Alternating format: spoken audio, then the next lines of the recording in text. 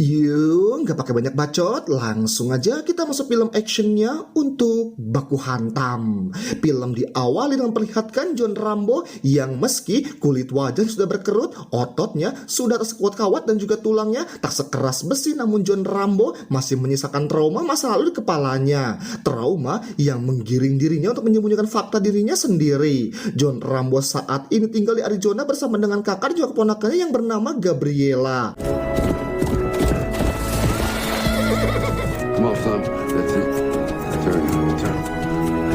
Terlihat semuanya normal, damai, dan hal itu cukup baik untuk masa pensiun seorang veteran perang Vietnam paling hebat sepanjang masa.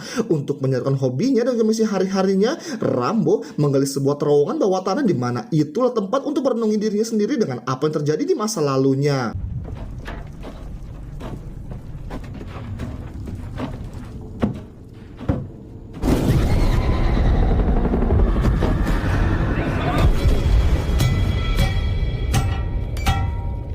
Rambo sendiri tidak memiliki anak dan juga istri, dikarenakan sepanjang hidupnya dihabiskan berada di medan perang. Gabriela yang merupakan anak dari kakak iparnya adalah satu-satunya orang yang sayangi dan sudah dianggap anak sendiri oleh John. Hingga suatu malam ketika Gabriela mengajak teman-temannya untuk masuk ke dalam terowongan yang dibuat oleh John.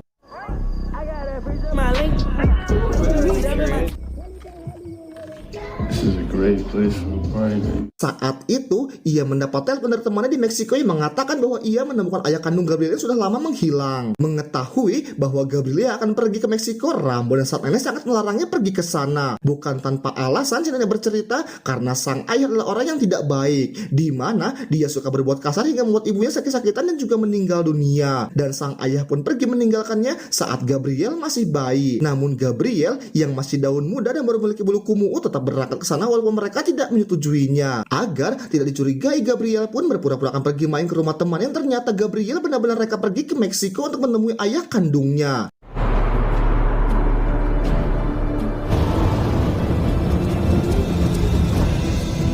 Setibanya di Meksiko, dia pun langsung disambut oleh temannya yang waktu itu menelepon Gabriel. Dan dialah orang yang telah berhasil menemukan ayah kandung Gabriel. Hingga saat Gabriel bertemu dengan ayah kandungnya tersebut, Gabriel justru menemukan fakta menyakitkan bahwa sang ayah meninggalkan dirinya dan juga almarhum ibunya karena dirinya tidak lagi menginginkan mereka berdua.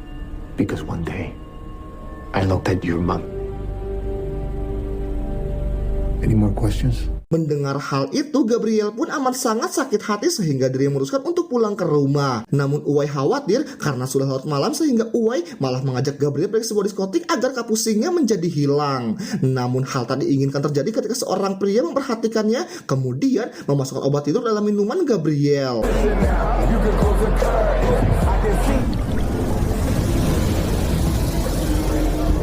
Scene pun berpindah ke sebuah villa di mana di situ ada beberapa orang yang merupakan kartel polisi korup yang memiliki bisnis selangkangan, di mana mereka mencari dan juga menjajakan wanita-wanita muda untuk jadikan budak ngangkang bagi para pria zebra. Dan orang ini bernama Vito, sang pemimpin kartel paling berbahaya di Meksiko. Con su permiso, señores. Di sisi lain, sang nenek mendapat telepon dari Uwai bahwa Gabriela menghilang saat mencari ayahnya. Dan tak banyak pikir, Rambo pun langsung pergi ke Meksiko saat itu juga.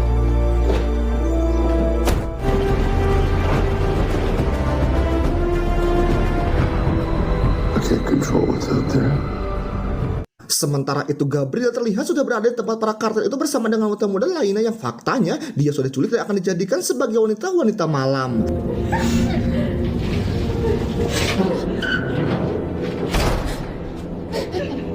Rambo yang sudah tiba di Meksiko langsung menemui ayah Gabriel dan menanyakan di mana Gabriel berada. Sebagai seorang mantan tentara yang sudah membunuh ratusan manusia, Rambo ternyata masih memiliki aura yang sangat mengerikan dan hal itu terlihat dari bagaimana sang ayah Gabriel nampak diam dan ketakutan setengah mati setelah bertemu dengan John.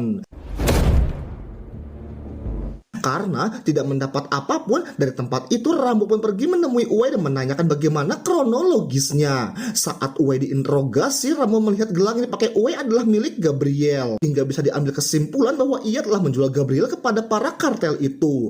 Uwai yang terus mengelak seketika terdiam ketika Rambo menancapkan pisau di atas meja. Yeah, I don't know. My place. Rambo pun mengatakan jika Uwai tidak berbicara yang sebenarnya, ia akan menjadikan Uwai hewan kurban tahun depan. Melihat bahwa kakek tua itu tidak main-main, Uwai langsung mengajak Rambo ke diskotik tempat Gabriel diculik. Uwai pun menunjukkan pria yang telah menculik Gabriel dan Rambo pun langsung mengikutinya. Dengan pisau legend yang selalu dibawanya, Rambo langsung menusuk paha bagian atas si pria itu, lalu kemudian memaksa pria itu untuk menunjukkan di mana Gabriel berada. Betsy!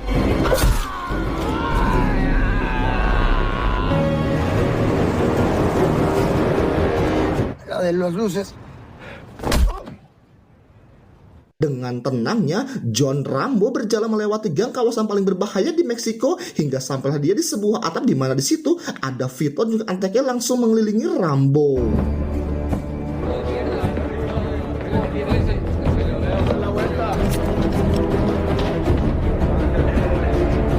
Saat digeledah dan ditanyai mengenai identitasnya, Rambo hanyalah terdiam. Saat Vito melihat foto Gabriel di dompetnya, dia mengatakan bahwa Gabriel adalah anak baru di tempatnya. Rambo pun seketika berteriak dan semua orang yang di sana langsung menodongkan pistol ke arahnya. Mengetahui Rambo yang memiliki hubungan dengan gadis tersebut, adik Vito pun menghampiri dan langsung menghantamnya dengan pisau milik Rambo. Tak hanya itu, John pun dikeroyok rame-rame hingga membuatnya babak belur. Dan saat Vito melihat KTP-nya, dia pun mengatakan namanya adalah John Rambo kepada seluruh anak buahnya. Semua orang tertawa dan Vito pun menyuruh adiknya memberikan tanda di wajah Rambo sebagai pengingat bahwa jangan pernah macam-macam dengan kartel paling berbahaya di Meksiko itu. Setibanya di markas, sang adik pun marah kepada Vito karena melarangnya membunuh Rambo. Sebagai gantinya, Vito membiarkan sang adik untuk memberikan pelajaran kepada Gabriela, sekaligus menjadikannya contoh bagi para gadis lain bahwa tidak ada yang boleh main-main dengan kartel paling sadis dan paling berbahaya di Meksiko itu.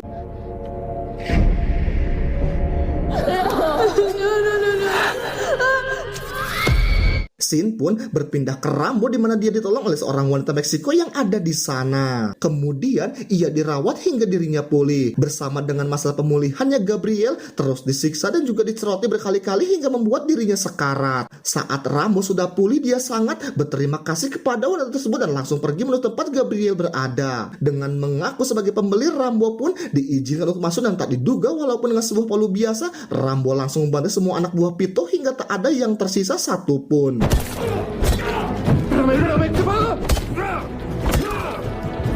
Setelah menemukan Gabriel yang sudah tak berdaya, Rambo pun langsung membawanya untuk pulang.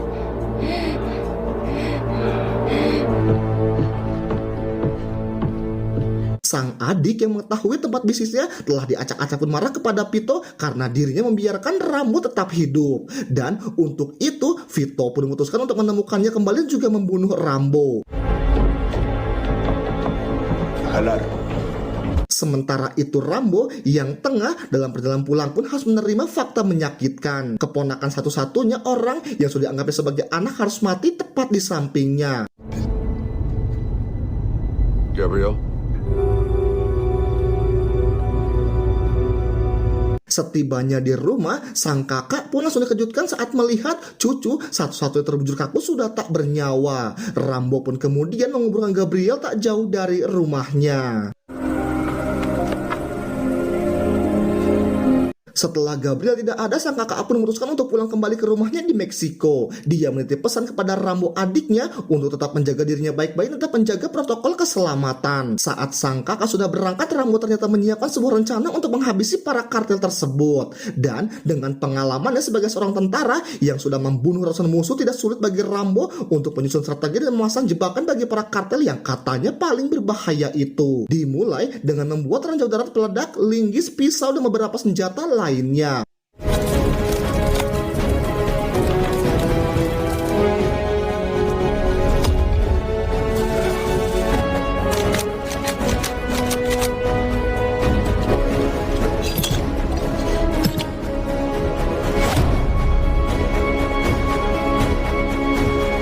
Setelah semuanya siap, kini giliran dia memancing Vito untuk datang ke rumahnya. Caranya dengan mendatangi kediaman adiknya juga membunuh semua anak buahnya dengan kejam, lalu memenggal kepala si adik saat dirinya sedang mandi.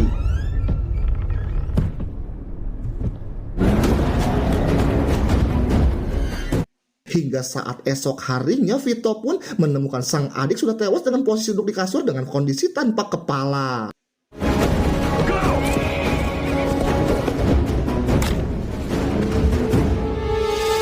Dengan kertas yang bertuliskan alamat Rambo di sana, Vito pun langsung mengerahkan pasukannya beserta semua senjata beratnya. Mereka menuju ke kediaman Rambo. Sementara Rambo sendiri terlihat sedang berdiri tepat di depan makam Gabriela menunggu para kartel itu datang. Hingga saat rombongan mobil itu muncul, Rambo langsung siap di posisinya. Saat salah satu mobil menginjak ranjau, disitulah pertempuran pun dimulai.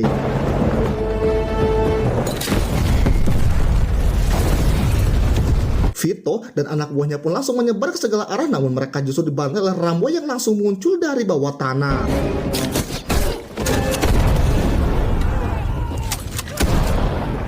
Mengetahui hal itu, Vito pun menyuruh anak buahnya untuk masuk ke terowongan. Dan disinilah kesalahan besar mereka, karena sejak awal mereka berurusan dengan sang John Rambo.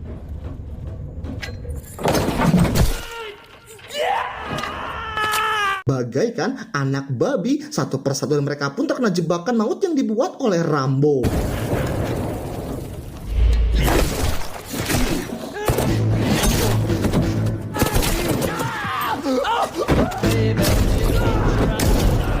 Saat Rambo mendapat kesempatan untuk membunuh Vito, ia tidak melakukannya. Kalian tahu alasannya, karena Rambo ingin dia menjadi yang terakhir merasakan kemarahan dan juga kebencian yang dirasakannya. Hingga saat semua terowongan diledakkan dan Vito keluar dari terowongan tersebut, Rambo langsung menghujamnya dengan panah miliknya. They're all dead. All of them. I want you to feel my rage, my hate.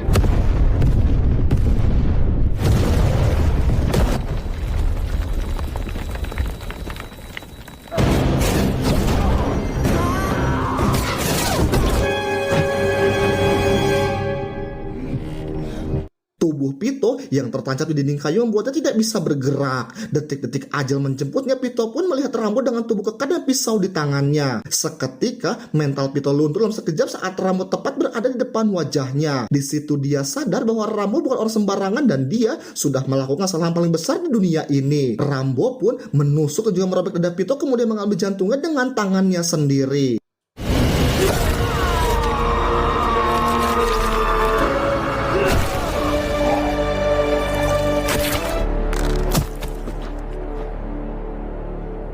Setelah semuanya berakhir, John pun kembali ke rumahnya dan duduk di kursi goyang dan menikmati masa-masa tuanya sendirian sebagai prajurit kesepian.